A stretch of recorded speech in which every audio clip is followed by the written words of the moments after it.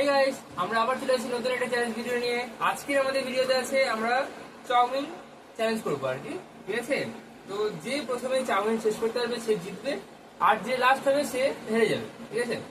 তাহলে চলো শুরু করা যাক। আর রুলস রুলস হলো চামচ দিয়ে, ফোর্ক দিয়ে খেতে হবে, মানে কাঁটা চামচ দিয়ে খেতে হবে, ঠিক আছে? ভাত ইউজ করলে হবে না, ঠিক আছে? তাহলে চলো, 3, 2, 1।